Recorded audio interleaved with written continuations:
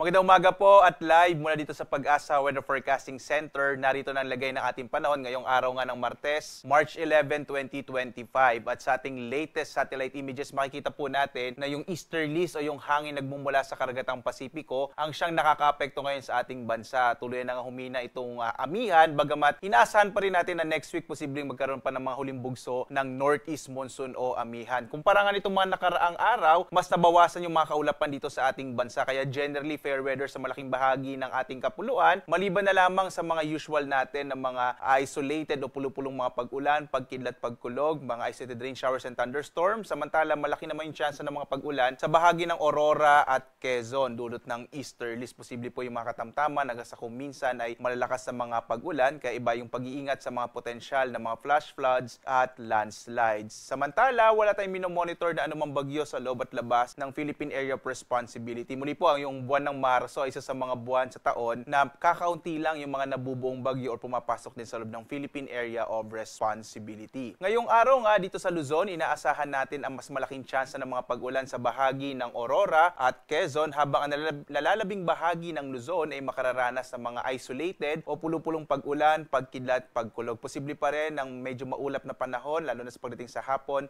hanggang sa gabi. Agwat nga ng temperatura natin sa Lawag na sa 26 to 34 degrees Celsius, sa Tuguegarao 22 to 32 degrees Celsius, sa Baguio naman 16 to 24 degrees Celsius, sa Metro Manila 23 to 33 degrees Celsius, sa Tagaytay naman 21 to 32 degrees Celsius, samantalang sa Bicol Region, partikular na sa Legazpi City, 24 to 31 degrees Celsius. Sa bahagi naman ng Palawan, Visayas at Mindanao. Sa Palawan, inaasahan din natin yung mga isolated rain showers and thunderstorms. Agwat ng temperatura sa Puerto Princesa 26 to 33 degrees Celsius, sa Calayan Islands naman 26 to 32 degrees Celsius. Malaking bahagi din ng Kabisayaan ay makararanas ng mga pulupulong pag-ulan, pagkidlat, pagkulog at medyo mainit na panahon.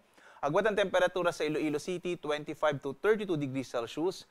Sa Cebu naman 25 to 32 degrees Celsius, habang sa Tacloban 25 to 32 degrees Celsius.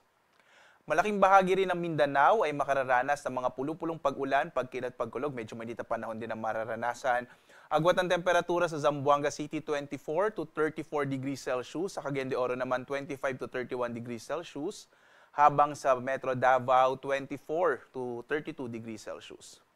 At dahil nga tuloy ang humihina itong amihan, wala tayong nakataas sa gale warning sa anumang bahagi ng ating bansa, bagamat katamtaman hanggang sa kung minsan ay maalon na karagatan ng mararanasan dito sa may bahagi ng Silangang Luzon. Mag-ingat pa rin po, lalong-lalo na yung mga maliliit na sasakyang pandagat at maliliit na mga bangka. Lalong-lalo na kapag meron tayong mga thunderstorms na kung minsan ay nagpapalakas ng alon ng karagatan.